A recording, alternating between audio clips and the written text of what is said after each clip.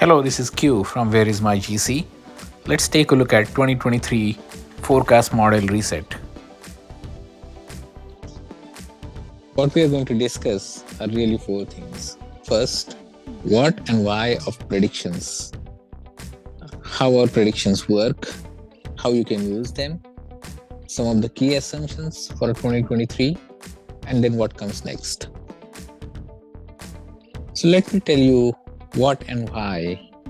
As you may be aware, WhereismyGC is really focused on providing data-driven predictions. So we are not into gut feels and voodoo things. We really put some data to practice, use algorithms, and come with some of the conclusions. They may be imperfect, but they are based on data. We provide two kinds of predictions. Number one, it's the green card predictions for backlog countries, mostly India and China. And we provide USCIS case predictions. These are something new. The case predictions is a new phenomena that we have come up with, and I will be really happy, and you will be really happy to see what's a part of that. And I'll actually show that to you, so I'll keep it for later. Now, why predict? Why predict at all? And the short and sweet answer is really to establish clarity, reduce uncertainty in your life, and really take charge of your life and career. Green card or green card weight should not hold you back, either in your life or in your career. Enjoy the life. US is a great country, and we really want you to enjoy all your time here, even before you get your green card. We do provide our service at monthly and annual subscription.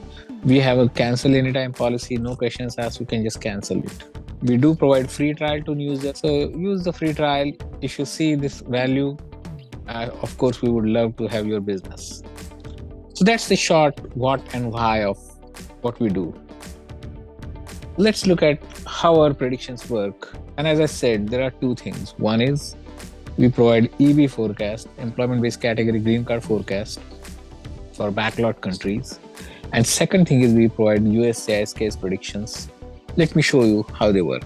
So what you see here on the main dashboard is really a bunch of tabs, and they will tell you why forecast, some of the general commentary, we versus some of the other people, how to do these things. And I'm not going to go into detail in each one of those things, but I just want to show you what we have here. Now, here is the most important thing for new people, that this is how the visas are allocated. They are allocated by countries and categories. Each country is entitled to approximately 7%. There are some nuances there, but just to keep it at high level, that's what the number is. This year, the number is going to be 200,000. And we'll talk about that later.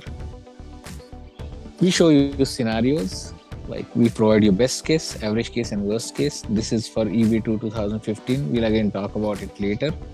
But what we want you to do is not focus on just the average case scenario or the best case scenario. Also consider the worst case scenario. EB forecast tabs provides you much more detailed view. On EB forecast, you will see all these charts and graphs that tell you how the backlog is going to get reduced, what's the visa demand by year, what's the visa demand by your country, category and priority date, and country and category, on category, and so on and so forth. Just so you know that, what's the total demand picture like. And then we show you the visa allocation estimate for the current year or until you get your green card, whatever is earlier.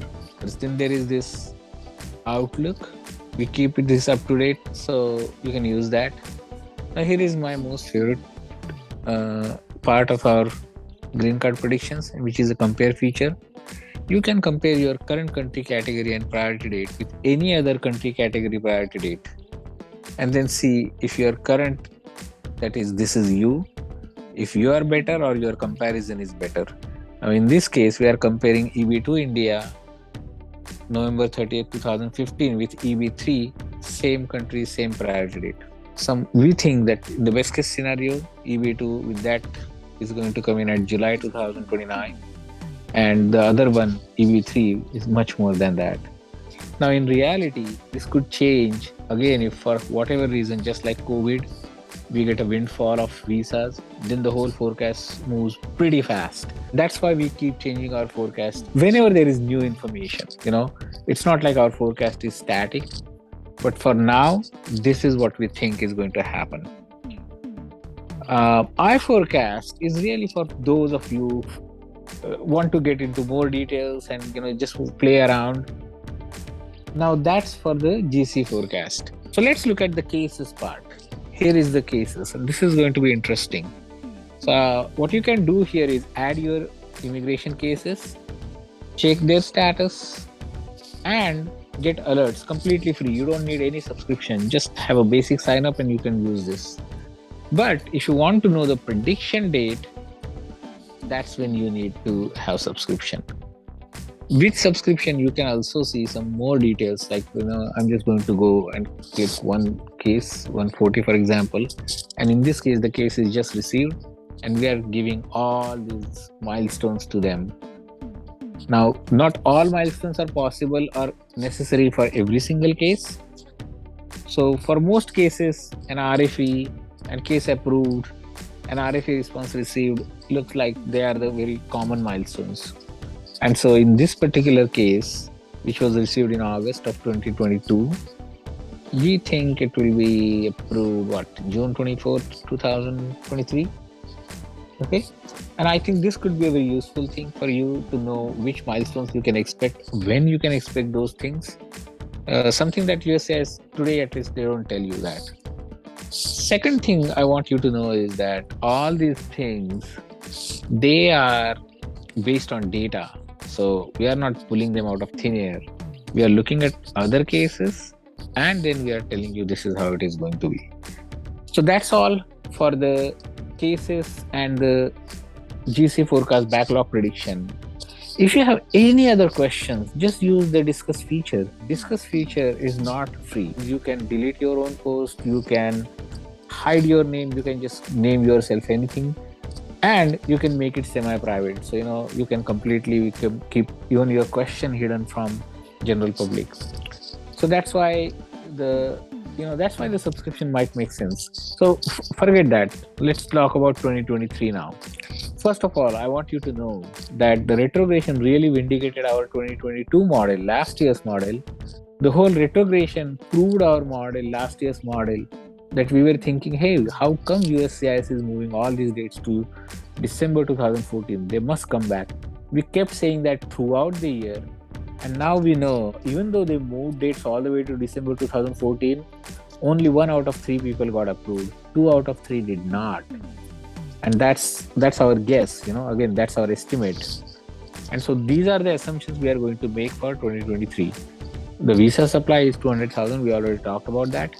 On the demand side, EB2 and 3, we think 39 and 24,000. Again, this is based on some data that USCIS did publish as part of lawsuit. But we are using that data. And then we are using some assumptions, which is that we think only 2 out of 3 1 out of 3 got approved and 2 out of 3 are unapproved during that time period. As far as EB3 goes, we believe, and we're pretty sure about that there are almost 15 to 20,000 who unnecessarily moved from EB2 to EB3. And I think that really hurt them. But it is what it is, and now just look at our forecast model and decide for yourself if you want to stay in EB3 or go back to EB2 or vice versa. I'll make one complicated but final point. If you don't understand it, forget it.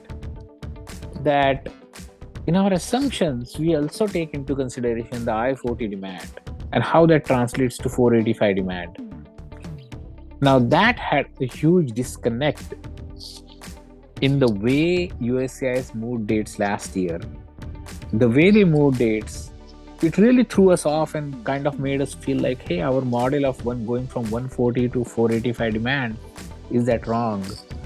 But I am just going to declare that I think we got it right now.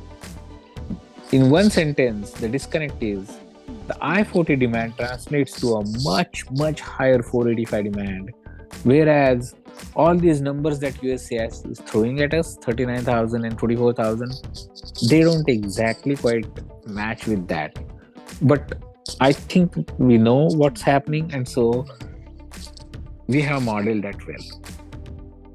So what's next? What's next is, I just want you to know that we are not tied to the model or the result. We are tied to clarity. And so whenever new information comes, we update the model. That's our commitment to you.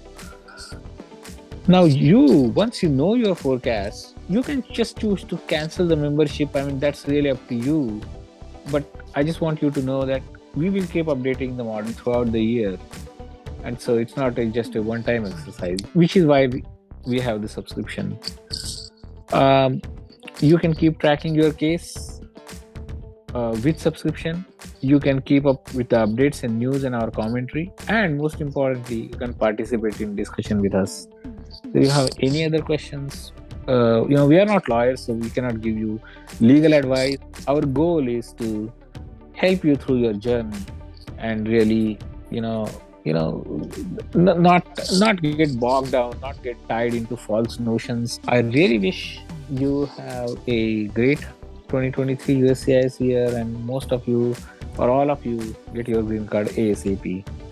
Wish you the very best, and I look forward to talk to you to discuss the November bulletin. Thank you.